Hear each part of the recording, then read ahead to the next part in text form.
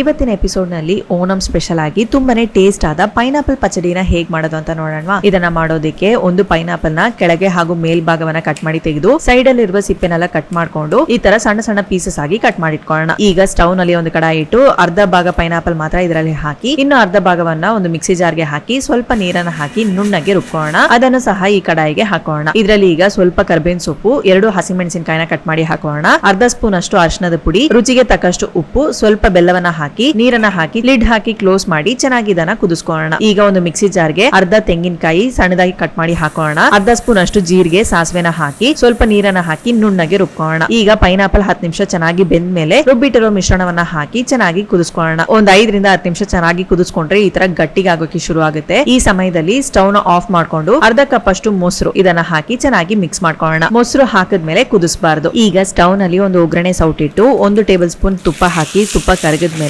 ಅರ್ಧ ಸ್ಪೂನ್ ಸಾಸಿವೆ, 4 ಒಣಮೆಣಸಿನಕಾಯಿ, ಸ್ವಲ್ಪ ಕರಿಬೇವು ಸೊಪ್ಪನ್ನ ಹಾಕಿ ಚೆನ್ನಾಗಿ ಫ್ರೈ ಮಾಡ್ಕೊಂಡು ಇದ್ರಲ್ಲಿ ಹಾಕಿದ್ರೆ ತುಂಬಾನೇ ಟೇಸ್ಟ್ ಆದ ಪೈನಾಪಲ್ ಪಚಡಿ ತಯಾರು. ಖಂಡಿತ ಇದನ್ನ ಟ್ರೈ ಮಾಡಿ. ಹೇಗಿತ್ತು ಅಂತ ಕಮೆಂಟ್ ಬಾಕ್ಸ್ ನಲ್ಲಿ ಕಮೆಂಟ್ ಮಾಡಿ.